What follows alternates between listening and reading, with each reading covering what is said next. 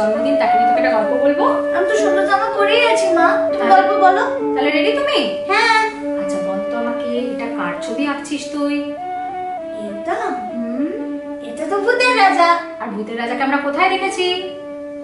ভূতের রাজাকে আমরা গুপি গাইন বাঘা বাইনে। হ্যাঁ হ্যাঁ, গুপি দাদা আর বাঘা দাদার সাথে দেখেছি ভূতের রাজাকে। রাইট। আর এই ভূতের রাজাকে কে তৈরি করেছিলেন জানিস সিনেমার পর্দায়? এই ভূতের রাজাকে যিনি তৈরি করেছিলেন তার নাম সত্যজিৎ রায়, মানে আমাদের মানিক দাদা। মানিক দাদা? আজকে কি তুমি আমাদেরকে মানিক দাদার গল্প বলবে? বলবোই তো। মানিক দাদা আজকে তার জন্মদিন। Happy birthday. ইয়েস। আর হ্যাপি বার্থডেতে যেরকম তোমার জন্মদিনে আমরা সব বন্ধুদেরকে বাড়িতে ডেকে এনে কেক কাটি, ট্রিট দিই, আজকে মানিক দাদা মানে সত্যজিৎ রায়ও তোমাদেরকে একটা ট্রিট দেবেন। আমরা বার্থডে কেক কাটবো? বার্থডে কেক কাটবো, কিন্তু তার সঙ্গে সঙ্গে মানিক দাদার অনেক গল্প শুনবো। গল্প কি শুধু শুনবো না দেখবো? দেখবো, কারণ মানিক দাদা তো দেখানোর জন্য একদম আইডিয়াল একজন মানুষ। বাহ মা, খুব মজা হবে।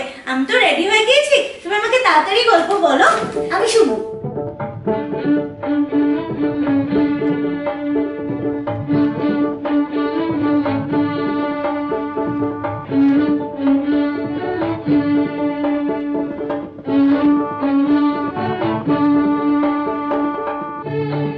এই যে দেখো মানিক দাদা এরকম ভূতের রাজা ছবি আঁকা থেকে শুরু করে, এরকম হাতের কাজ থেকে শুরু করে, গল্প লেখা থেকে শুরু করে, সিনেমা বানানো থেকে শুরু করে অনেক কিছু করতে পারতেন জানো।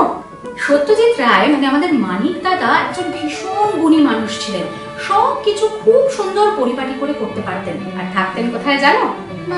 আমাদের এই শহর কলকাতায় গড়পাড় রোডে। আচ্ছা, তার মানে গুপি দাদা, বাঘা দাদা, ফেলু দাদা এরা সবাই সত্যজিৎ রায় দাদার তৈরি? একদম। উনি সুন্দর করে নিপুণ ভাবে প্রত্যেকটা চরিত্রকে সিনেমার পর্দায় ফুটিয়ে তুলেছেন। আচ্ছা, ওনার বাড়িতে কে কে থাকতো? উনি খুব গুণী মানুষদের সান্নিধ্য পেয়েছেন ছোটবেলা থেকে জানো। ওনার ঠাকুরদা মানে দাদু ছিলেন ভূপেন্দ্র কিশোর রায় চৌধুরী। এই যে তুমি টুনটুনির গল্প পড়ো না, তারপরে ধরো গুপি বাঘা প্রথম যখন গল্পের বইতে এসেছিল, এদেরকে কিন্তু সৃষ্টি করেছিলেন উপেন্দ্র কিশোর রায় চৌধুরী। এমনকি এই যে তুমি আবল তাবল পড়ো, হ্যাঁ, সেটা ওনার বাবা সুকুমার রায়ের লেখা। ও মা। আচ্ছা, ওনার হবিস কি কি ছিল? প্রচুর হবিস। এই যেমন তুমি কি সুন্দর রং করতে ভালোবাসো, তাই না? হ্যাঁ। মানিক দাদা মানে সত্যজিৎ রায় ভীষণ ছবি আঁকতে ভালোবাসতেন। আর এই যে তুমি ভূতের নাচ দেখেছো না, এই যে ভূতের রাজা, ইয়েস, এই সব ভূতের নাচের ড্রয়িং গুলো কিন্তু ওনার করা। সুন্দর সুন্দর ছন্দ ছড়া দিয়ে কবিতা লিখতে পারতেন, মজার মজার গল্প লিখতে পারতেন, সিনেমা বানাতে পারতেন, সব কিছু উনি খুব সুন্দর করে নিজের হাতে করতে পারতেন। এমনকি এই যে ভূতের রাজার গলাটা তুমি সিনেমায় শুনতে পাও, সেটাও কিন্তু দাদারই গলা। ভালো ছেলে কাছে আয়, কাছে আয়, কাছে আয়। আপনি আমাদের চিনেন? আপনি আমাদের নাম জানেন? নাম জানি, ধাম জানি, সব জানি, রাজা দিল দূর করে, ঠাই নেই, ঠাই নেই, কোথা যাবি কি বা খাবি, জানা নেই, জানা নেই, জানা নেই। আরো একটা মজার কথা কি জানো? বলো। তুমি যে স্কুলে পড়ো পাঠ ভবন, সেই স্কুলের এই যে লোগোটা, এই যে মশালটা, এটা উনি নিজের হাতে এঁকে দিয়েছিলেন জানো। উনি নিজে পেইন্টিং করেছেন?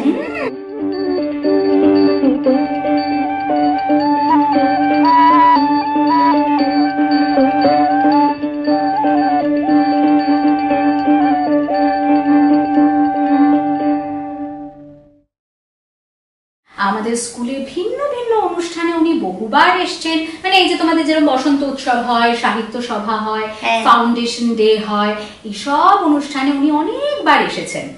এমনকি এই যে সোনার কেল্লার মুকুল কিংবা তপসে দাদা সবাই তোমার মতো পাঠ্য ভবনে পড়তো, জানো?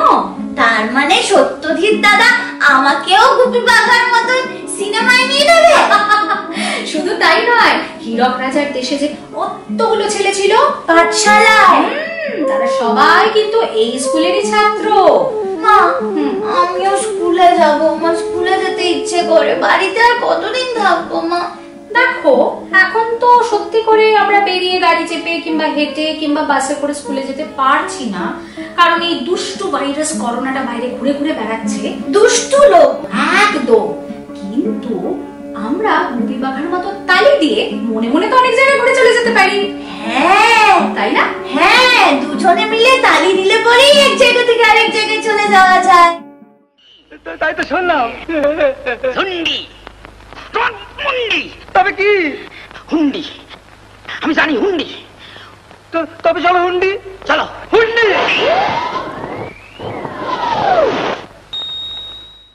তাহলে বলো আমরা কোথায় যাবো এখন? এখন আমরা যাব হীরক রাজার দেশে।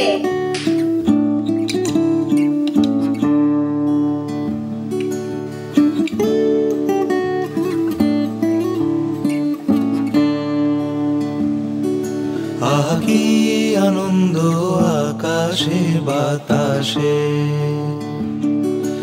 আহা কি আনন্দ আকাশে বাতাসে, শাখে শাখে পাখি ডাকে কত শোভা চারিপাশে, শাখে শাখে পাখি ডাকে কত শোভা চারিপাশে, আহা কি আনন্দ আকাশে বাতাসে।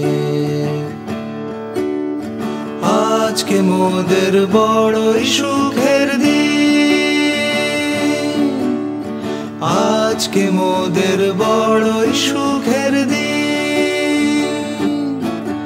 আজ ঘরের বাঁধন ছেড়ে মোরা হয়েছি স্বাধীন, আজ ঘরের বাঁধন ছেড়ে মোরা হয়েছি স্বাধীন, আহা হয়েছি স্বাধীন, আজ আবার মোরা ভব ঘুরে মুলুক ছেড়ে যাব দূরে, আবার মোরা ভব ঘুরে মুলুক ছেড়ে যাব দূরে, পূর্ব ভুবন গানের সুরে পুরানো দিনের কথা আসে মনে, পুরানো দিনের কথা আসে মনে, আসে ফিরে আসে। আহা কি আনন্দ আকাশে বাতাসে, শাখে শাখে পাখি ডাকে কত শোভা চারিপাশে, আহা কি আনন্দ আকাশে বাতাসে। আসলে জানো, বন্ধু একটা এমন জিনিস না যেটা ছাড়া আমরা থাকতেই পারি না। তুমি দেখো, তুমি যে স্কুলে যাচ্ছ না, কিন্তু তোমার বন্ধুদের সঙ্গে রোজ তোমার অনলাইন ক্লাসে দেখা হয়। হ্যাঁ, মোবাইল ফোনে দেখা হয়। তেমনি গুপি বাঘা যদি একে অপরের সঙ্গে না থাকতো, তাহলে কার সাথে কে তালি দিত বলো? তালি না দিলে তোরা কোথাও যেত না, খাবারও খেত না। শুধু তাই নয়, খাবারও তো খেতে হবে। তোমার মনে আছে হীরক রাজার দেশে, গুপি গাইন বাঘা বাড়ির সব জায়গায় কিরকম তালি মেরে ওরা একসঙ্গে খাবার আনতো? হ্যাঁ, আর তারপরে কেয়ারিং শেয়ারিং করে একে অপরের সঙ্গে খাবার ভাগ করে খেত। হ্যাঁ, কিন্তু আমরা তো এখন স্কুলে টিফিন একসাথে খাই না মা। সেটা একটা প্রবলেম ঠিকই, কিন্তু সেটা সলভ করার জন্য আমাদেরকে তো মনে মনে গুপি বাঘা হতে হবে। হ্যাঁ, কিরম ভাবে হবো? আমরা অনলাইন বন্ধুদেরকে দেখবো এবং আমরা একে অপরের সঙ্গে অনলাইনে গল্প করব মোবাইল ফোনে। শুধু তাই নয়, এই দেখো মোবাইল ফোনটা কিন্তু আমাদের কাছে একটা ভূতের রাজার মতো। হ্যাঁ, কারণ এই মোবাইল ফোনে ক্লিক করলে আমরা ক্লাস করতে পারি, মোবাইল ফোনে ক্লিক করলে আমরা বন্ধুদের সঙ্গে গল্প করতে পারি, মোবাইল ফোনে ক্লিক করলে আমরা অনেক সময় কার্টুনও দেখতে পারি, আইসক্রিমও খেতে পারি। মাথায় রাখতে হবে। কি মা? সেটা হচ্ছে গিয়ে এই অতিরিক্ত মোবাইল ফোন দেখলে ব্যাপারটা কিন্তু মগজ ধোলাই হয়ে যাবে। মগজ ধোলাই? মনে আছে যন্তর মন্তর ঘরের মধ্যে ঢুকিয়ে হীরক রাজা কিরকম মগজ ধোলাই করতো? হ্যাঁ। বেশি ফোন দেখলে সেটা চোখ খারাপ করে দেবে। আর চোখের সঙ্গে আমাদের মগজের একটা অদ্ভুত বন্ধুত্ব আছে।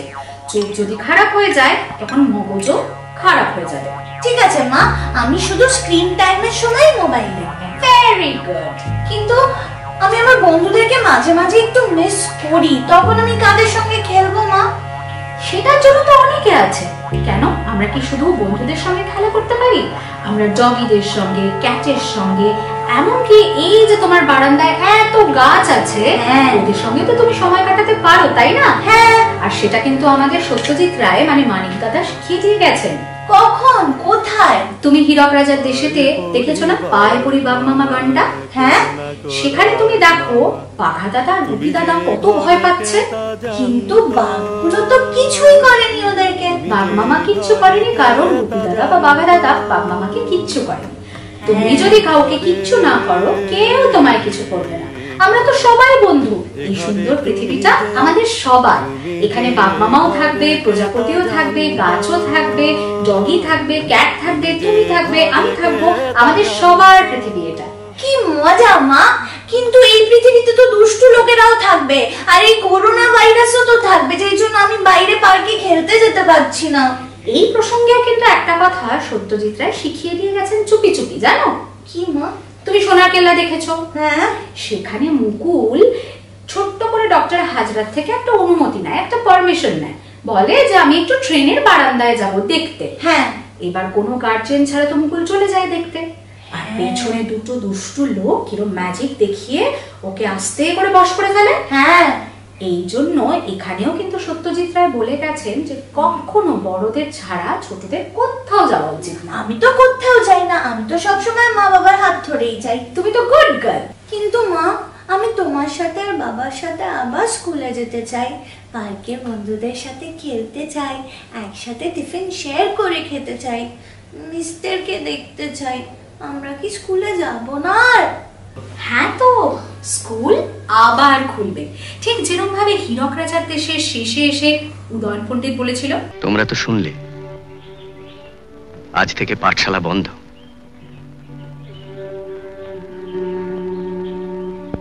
তোমরা খেলাধুলো করো, কারো অনিষ্ট করো না, মনে জোর রেখো।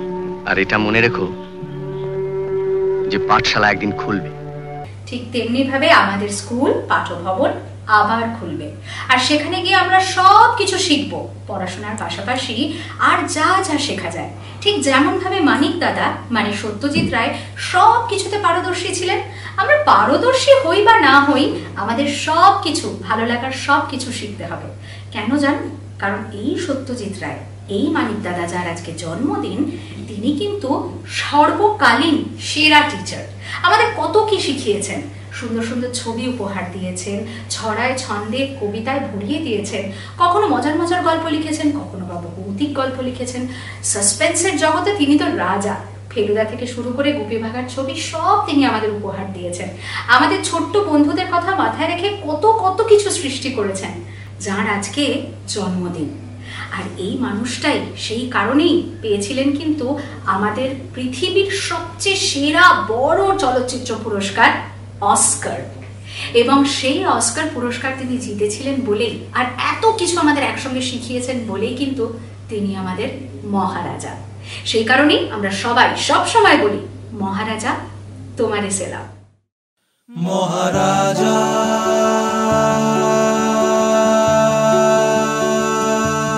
তোমারে সেলাম, সেলাম সেলাম সেলাম। মোরা বাংলাদেশের থেকে এলাম, মোরা বাংলাদেশের থেকে এলাম। মোরা সাদা সিধা মাটির মানুষ, দেশে দেশে যায়। মোরা সাদা সিধা মাটির মানুষ, দেশে দেশে যায়।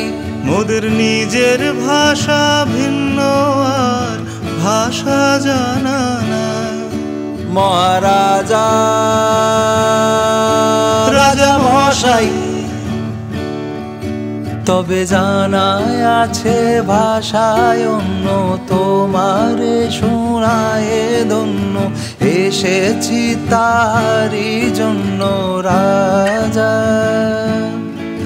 তবে জানায় আছে ভাষায় অন্য তোমারে শোনায় ধন্য এসেছি তারি জন্য রাজা